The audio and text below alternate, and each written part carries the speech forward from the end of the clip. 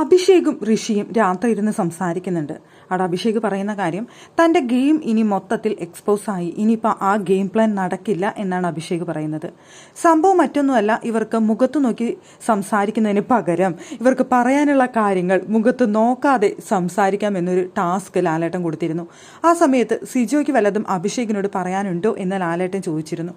ആ സമയത്ത് സിജു ചോദിച്ച കാര്യമായിരുന്നു, ഞാൻ നോറയുടെ അടുത്ത് പല കാര്യങ്ങളും സംസാരിച്ചിരുന്നു. പണ്ട് നടന്ന കാര്യങ്ങൾ എനിക്കത് അത്രയും വിഷമമായിട്ടുള്ള കാര്യങ്ങളാണ്. എനിക്കിത് സംഭവിക്കാനായിട്ട് എനിക്ക് കാരണമായ പല കാര്യങ്ങളും ഞാൻ നോറയുടെ അടുത്ത് ചോദിച്ചിരുന്നു. എനിക്ക് നോറയുടെ അടുത്ത് അത്രയും ദേഷ്യവും വെറുപ്പും ഉള്ളതുകൊണ്ടാണ് ഞാൻ പല കാര്യങ്ങളും ചോദിക്കാൻ പറയുകയും ചെയ്തത്. പക്ഷേ നീ ചെന്ന് നോറയുടെ അടുത്ത് ഇനി ആ കാര്യങ്ങൾ അവൻ സംസാരിക്കാൻ വരുന്ന സമയത്ത് അതിന് മറുപടി കൊടുക്കരുത്, മൈൻഡ് ചെയ്യരുത്, സംസാരിക്കരുത്, അവസരങ്ങൾ കൊടുക്കരുത് എന്നൊക്കെ നോറയുടെ അടുത്ത് ചെന്ന് പറഞ്ഞത് ഞാൻ അറിഞ്ഞു. അതെന്തിനാണ് നീ അങ്ങനെ ചെയ്തത്? എനിക്ക് സംസാരിച്ച് തീർക്കാനുള്ള കാര്യങ്ങൾ ഞാൻ സംസാരിക്കുന്നതിൽ നിന്ന് അവളെ എന്തിനാണ് നീ വിലക്കിയത്?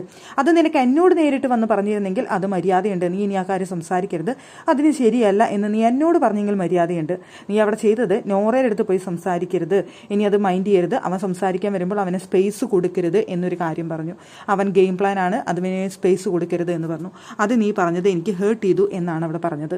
അപ്പോൾ അവിടെ അഭിഷേകിൻ്റെ ഗെയിം പ്ലാൻ ആയിരുന്നു അതെന്നുള്ളത് പറഞ്ഞു. നിങ്ങളിവിടെ തീ കത്തിക്കുമ്പോൾ ആ തീ കെടുത്തുക എന്നുള്ളതായിരുന്നു എൻ്റെ ഗെയിം പ്ലാൻ. ആ ഒരു ഗെയിം പ്ലാനുമായി ഞാൻ മുന്നോട്ട് പോയി, അതാണ് ഞാൻ അവിടെ ചെയ്തത്, അതായിരുന്നു ഇത്രയും നാളത്തെ എൻ്റെ ഗെയിം പ്ലാൻ എന്നുള്ള രീതിയിൽ അവിടെ അഭിഷേക് മറുപടി പറഞ്ഞിരുന്നു. സത്യത്തിൽ അഭിഷേക് അത് മുൻപും പറഞ്ഞിട്ടുണ്ട് ലൈവിൽ, അൻസിബയുടെ അടുത്തും ഋഷിയുടെ അടുത്തും എൻ്റെ ഗെയിം പ്ലാൻ അതാണ് എന്നുള്ളത്.